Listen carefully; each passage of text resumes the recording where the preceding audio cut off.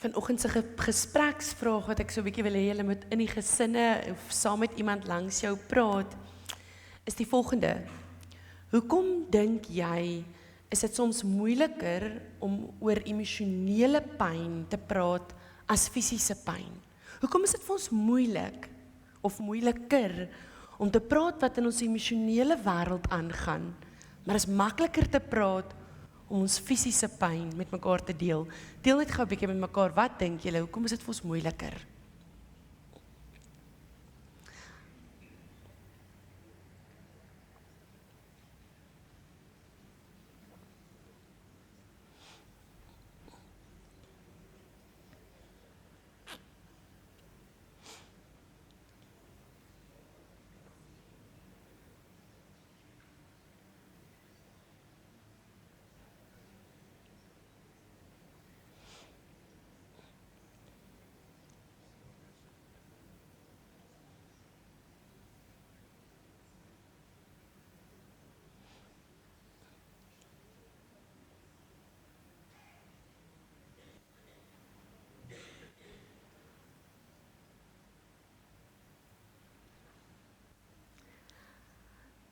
Ek dink ons kan almal saamstem dat hier gedurende COVID-tyd het daar iets in die wêreld oopgebreek. Skielik, gedurende COVID-tyd het ons begin praat oor iets wat baie lank in stilte gehou was, en dit is geestesgesondheid. Skielik het mense begin erken, ek is moeg, ek is angstig, ek voel oorweldig, ek sukkel. Ons het ontdek, geestesgesondheid is nie net 'n modewoord nie, dis 'n werklikheid. En dan moet ons vanoggend vir mekaar sê, daardie groot woord veral vir die kinders, wat is geestesgesondheid? Geestesgesondheid gaan daaroor dat ons 'n balans kan handhaaf tussen ons emosies, jou identiteit en jou omgewing, om 'n balans te kan handhaaf tussen daardie drie.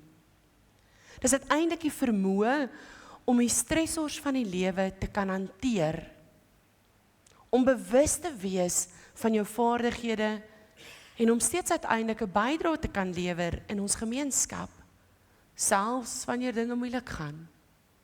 So ek wil dit net weer sê, dis die vermoë om die stressors van die lewe te kan hanteer, om bewus te wees van jou vaardighede, om steeds 'n bydrae te kan lewer in jou gemeenskap, selfs al gaan dit regtig moeilik.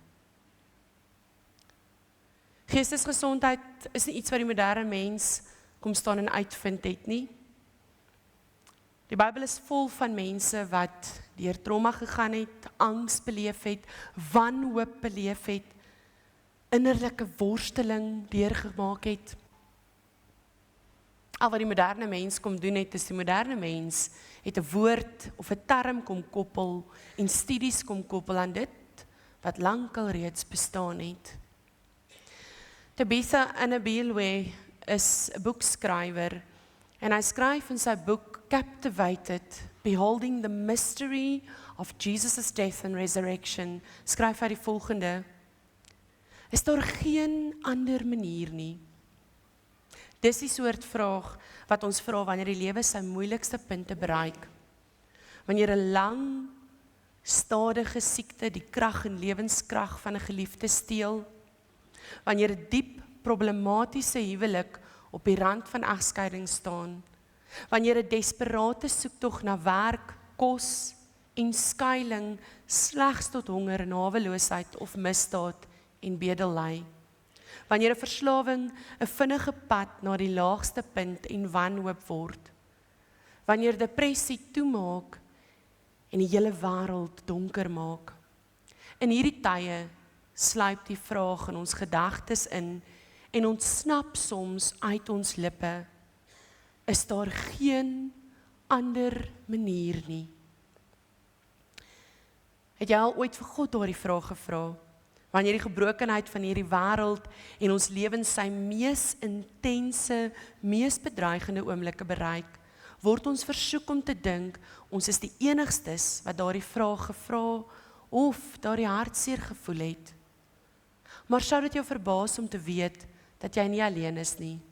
Selfs God, die Seun in sy ingekarneerde lewe op aarde, op sy punt van grootste pyn, het daardie vraag gevra, is daar geen ander manier nie? Om hartseer en diep ontstel te wees, was 'n nuwe ervaring vir Jesus in daardie oomblik. God die Seun van God, vol hartseer en baie swaar. Jesus sê in Matteus 26 vers 38, my siel is uiters hartseer, selfs tot die dood toe. Die Here sê vir ons, hy kan sterf van die oorweldigende hartseer wat hy voel. Was jy al ooit so hartseer en ontsteld, dat jy gedink het die hartseer self kan jou doodmaak? Was jy al ooit so hartseer oor jou siel, dat jy gedink het, jy kan 'n fetushouding oprol en sterf? Volgens World Health Organization sukkel 1 uit 7 mense wêreldwyd met 'n geestesgesondheidstoestand. Meeste mense is veerkragtig, hulle kan groei vanuit moeilike omstandighede.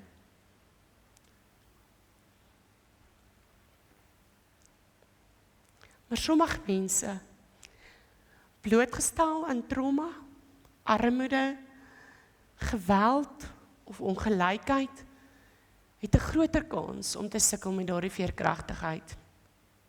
So geloofsfamilie, ek wil vanoggend vir jou sê, dit beteken, kyk gou links. Almal kyk links. Kyk regs. Iemand naby jou dra iets swaar en sukkel met die hantering van daardie swaar. Iemand vir wie jy vanoggend gekyk het, dra iets swaar en sukkel met die hantering daarvan. Selfs lank voor die sielkunde en almal se kundigheid het mense reeds begin sukkel, het ons mekaar gesê. Daar was 'n man in die Ou Testament wat self ook gesukkel het. En uit die lees van sy belewenis hoor ons niks anders as die geluide van depressie nie. Ons sien die karaktertekens van een van die mees bekendste geestesgesondheidstoestande, depressie. En vanoggend wil ek graag daardie hoofstuk uit Job se boek aan julle voorhou, in Job 3. Ons lees vanoggend saam uit Job 3. Toe het Job begin praat en sy geboortedag vervloek. Hy het gesê, die dag waarop ek gebore is, moes nooit aangebreek het nie. Die nag toe gesê is 'n seentjie het in die wêreld gekom, daardie dag moes net donkerte gewees het. God daarbo moes dit nie eens raak gesien het nie. Geen lig moes die dag deurgebreek het nie. Donkerte en duisternis moes dit opgeëis het. Wolke moes daaroor toegetrek het. Sonsverduistering moes dit oorval het. Die donkerte moes daardie nag ingesluk het. Dit moes nooit ingereken gewees het by die dae van die jaar nie. Dit moes nooit bygevoeg gewees het by die berekening van die maande nie. Ja, daardie nag moes niemand gebore gewees het nie. Daar moes geen blydskap gewees het nie. Wie daar vervloek, moes ook die dag vervloek het. Hulle moes die Leviathan aangehits het om dit te vernietig. Die môrester moes verduister gewees het. Hy moes te vergeefs gewag het op die lig en nooit die dag sien breek het nie. Want hy het nie gekeer dat ek gebore word nie. Maar hierdie smart nie gespaar nie. Waarom het ek nie by my geboorte gesterf nie? Net toe ek gebore is, my laaste asem uitgeblaas nie. Waarom was daar knieë om my op neer te sit, borste om my te voed? Anders kon ek nou stil in die graf gelê het, rustig in die dood geslaap het, saam met konings en hulle raadgewers wat pynhope herbou het, of saam met vorste wat goud besit het, wat hulle huise vol silwer gemaak het. Waarom was ek nie maar 'n misgeboorte wat sonder meer begrawe is nie, 'n doodgebore kind wat nooit die daglig gesien het nie? Dan sou ek daar gewees het waar die goddeloses nie meer kwaad stook nie, waar die wat gedaan is rus vind, waar die gevangenes saam rus geniet en nie meer die stem van die slawedrywer hoor nie, daar waar klein en groot saam is, waar die slaaf vry is van sy eienaar, Waarom moes God dan die lewenslig gee aan 'n man wat net swaar kry? Waarom moes hy lewe gee aan 'n man wat so bitter ly? Aan iemand wat te vergeefs hinker na die dood, wat daarna soek soos na 'n verborge skat, wat maar te bly sou wees om in 'n graf te kom en daaroor sou jubel? Waarom die lewenslig gee aan 'n man wat vir hom geen pad vorentoe sien nie? 'n man vir wie God van alles afgesny het. Ek kan nie eet van die pyn nie. Ek kan nie ophou kreun nie. Wat ek gevrees het, het oor my gekom. Waarvoor ek bang was, het my getref. Ek het geen rus en geen vrede nie. Geen verposing nie. Net angs. Job staan as een van die skrif se oudste stories van depressie. Ons lees in die hele boek van Job dat hy beskryf word as onskuldig en reguit, 'n man wat God gevrees en kwaad verstoot het. Maar tog, nadat God Satan toegelaat het om sy eiendom, sy kinders en sy rykdom weg te neem, het Job uiteindelik ook siek geword en as gevolg van sy siekte verwerping begin ervaar, verwerping ook deur sy eie vrou. Maar as sy fisiese siektes het Job diep emosionele pyn en verwarring ook ervaar. Ten spyte van hierdie fisiese siekte, het hy ook emosionele pyn begin ervaar en diep begin verward word. Job se klaaglied wys vir ons hierdie diepte van sy wanhoop. Ons kan hoor hoe swaar hierdie man trek. Job sê iets skokkend daar in vers 3. Die dag waarop ek gebore is, moes nooit gebeur het nie. Binne 'n week na sy siekte, het Job se depressie so ver gevorder, dat hy aan die dood begin dink het. Hy het die dag van sy geboorte vervloek, hier in Job 3. Hy het gewens, dit moes sommer net uit sy geheue uitgevee word. Hy wil dit nie weet nie. Job het gewens, hy kon of hier in die baarmoeder gesterf het, of sommer net doodgebore geword het. Want dit sou makliker wees. Job 3 wys vir ons hoe lyding en verlies die menslike siege kan verwoes. Uiteindelik hier in Job 3 sien ons hierdie tipiese tekens van depressie. Hierdie uiterste hartseer en die begeerte om te sterf. Job vervloek sy dag van sy geboorte. Hy vra waarom hy nie by die geboorte gesterf het nie. Waarom hy nie net dan sommer stil in sy moederskoot kon sterf nie. Hy smag na dood. Hy wil nie verder leef nie. Job beleef slaapversteurings. Hy sê hy is nie gemaklik nie, hy is nie in vrede nie, hy het geen rus nie. Met onrus wat bly oor hom kom, wat aandui dat Job nie tans kan vrede vind om te slaap soos wat hy behoort te slaap nie, om rus te kan vind vir sy siel nie. Hy is pessimisties en hy is hulpeloos. Job beskryf sy pad as verborge en God as iemand wat hom oral omheen waar hy gaan en hom keer. Die vrees wat Job voel, het hom oorval. Dit wat hy uiteindelik gevrees het hom uiteindelik ook getref. Dit wys hoe sy slegte verwagtinge werklik geword het. Dit het werklikheid geword. En dit het uiteindelik hopeloosheid oor sy toekoms gebring. En die hopeloosheid net verder kom versterk wat hy reeds gevoel het hier diep binne hom oor sy toekoms. Dan uiteindelik beleef hy ook 'n verlies van eetlus.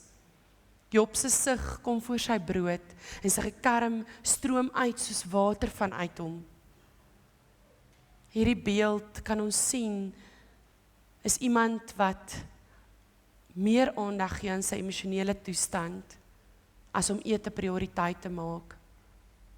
Sy voeding is nie vir hom 'n prioriteit op hierdie stadium nie.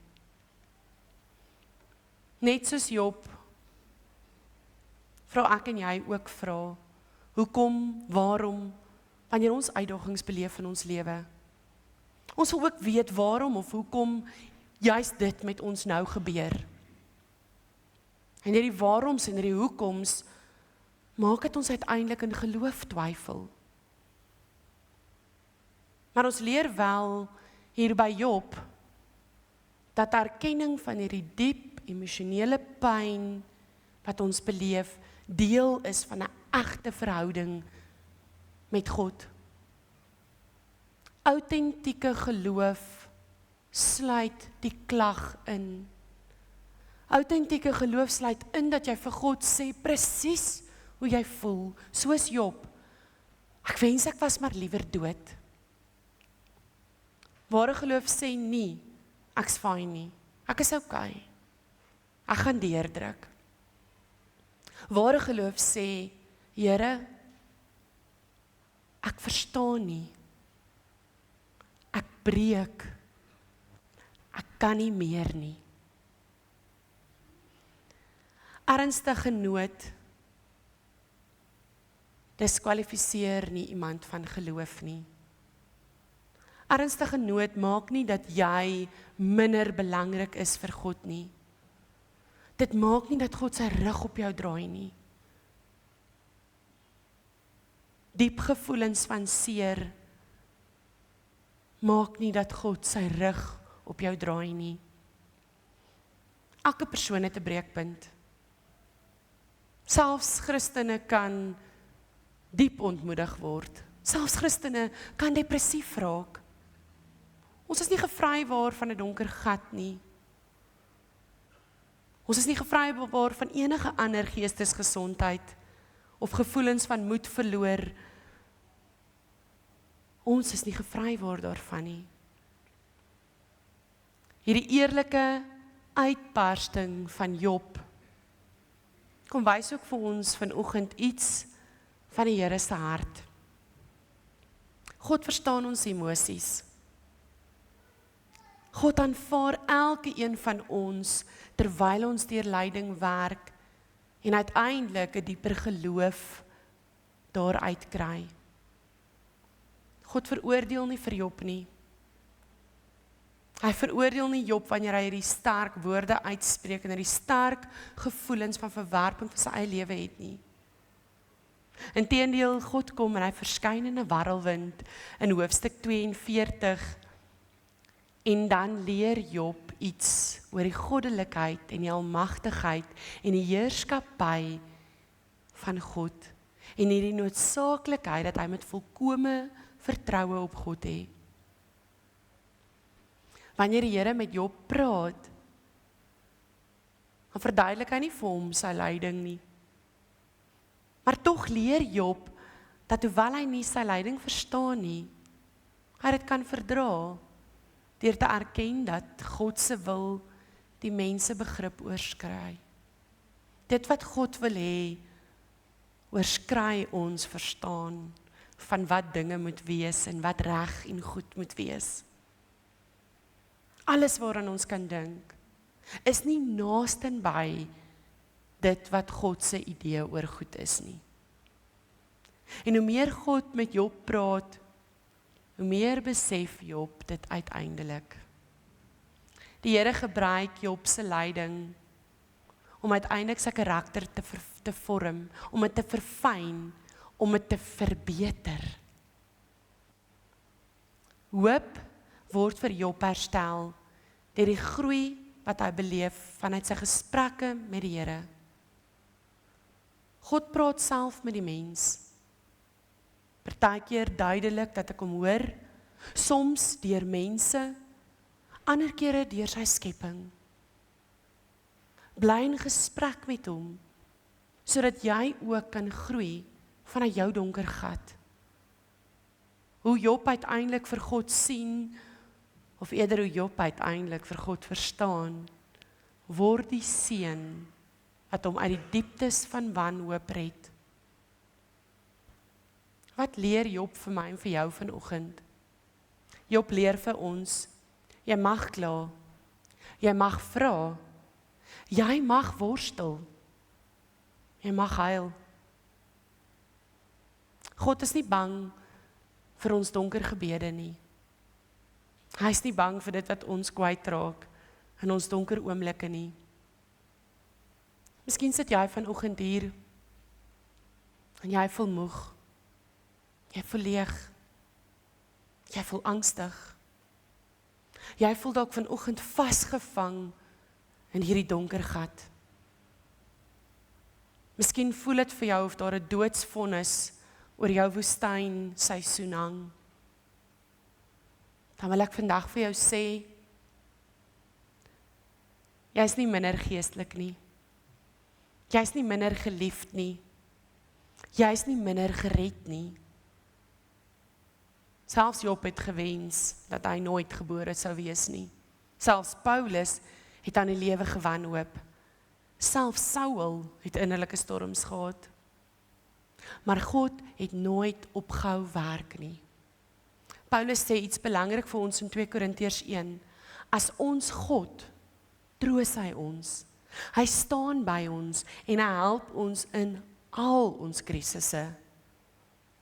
Daarom kan ons uiteindelik ander mense help en troos wanneer hulle swaar kry. Ons kan presies dieselfde troos met ander deel as wat God met ons gedeel het. Geestesgesondheid is nie 'n solo reis nie. Die geloofsgemeenskap, die familie van Christus, is nie 'n plek waar ons maskers behoort te dra nie. Hierdie is die plek waar ons vir mekaar moet kan eerlik behoort te sê, dis wie ek regtig is. Hierdie is waarmee ek regtig sukkel. Met die hoop en die wete dat ons mekaar sal kan dra. Met die hoop en die wete dat ons God kan toelaat om deur ons 'n stem te wees in iemand anders se lewe.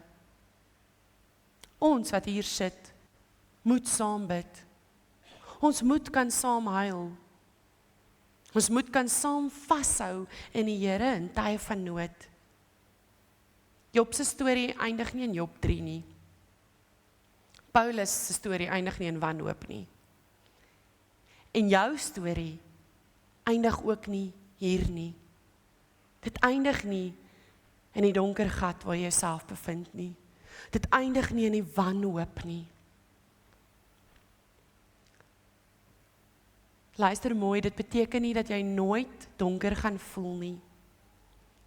Dit beteken slegs dat jy nooit alleen deur die donker hoef te gaan nie. En dat dit weer uiteindelik sal kan goed gaan. Jy kan weer gebalanseerd voel. Jy kan weer 'n verligting voel. Ons God is nie bang vir depressiewe gebede nie, vir donker gebede nie.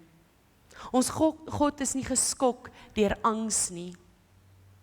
Ons God word nie afgeskrik deur die vrae wat jy vra wanneer jy negatiewe gedagtes rondmaal nie. Ons God bly vas langs jou staan en hy hoor elke gebed. Die God wat Job se stilte en aanklag gehoor het, is dieselfde God wat jou vandag en elke ander dag gaan vashou. Dis die God wat vandag ook by jou staan in jou donkerste van tye. Wanneer ons hierdie hoor en wanneer ons hoor dat hierdie die ruimte is waar ons moet eerlik wees. Ons sien die eerlikheid in die Bybel, anders sou hulle nie kon skryf van waarmee die mense gesukkel het nie. As ons hoor dat ons hier moet eerlik wees en dat ons hier mekaar moet ondersteun vir die donker tye, dan wil ek vanoggend vir jou vra om weer met daai selfde persoon hierdie volgende vraag te beantwoord en net so 'n bietjie in gesprek te tree. Hoe kan 'n geloofsfamilie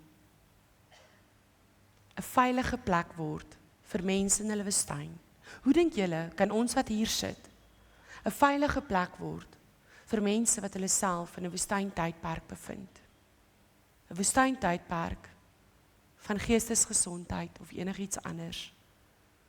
Praat net so 'n bietjie met mekaar, hoe kan ons dit doen?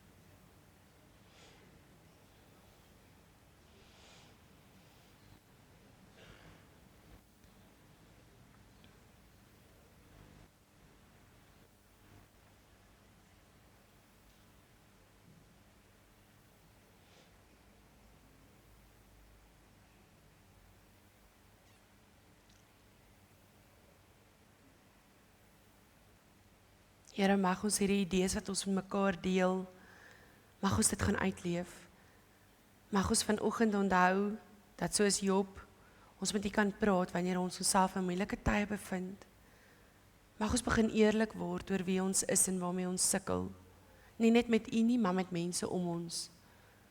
Sodat ons mekaar kan ondersteun, mekaar kan lief hê, saam kan bid en saam mekaar kan herinner, dat my swakste oomblikke my nie van U af wegskeer nie. Dat U nie na my kyk en minder van my hou nie. Dankie dat U ons aanvaar, net soos wat ons is, en dankie dat U ook verstaan waardeur ons gaan. Dankie Jesus dat U kom leef het en kom voel het waardeur ons gaan, sodat U ook op so 'n manier vir ons, met ons kan empatiseer, en dat ons kan weet, ons Hoëpriester verstaan. Hy weet hoe ons voel. Mag ons 'n geloofsgemeenskap word, wat nie ons oë wegdraai op mense wat swaar kry nie, op ons familie wat swaar trek nie. Mag ons nie ons gesig wegdraai in skaamte vir die wat moeilik dra nie, maar mag ons mekaar ondersteun en weet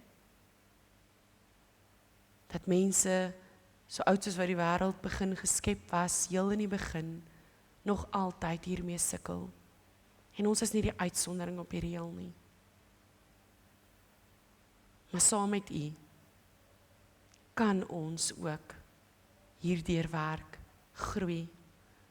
Mag ons Here in die moeilike tye saam met U groei, van krag tot krag, en dieper in ons geloof gevestig word, in ons verhouding met U. Amen.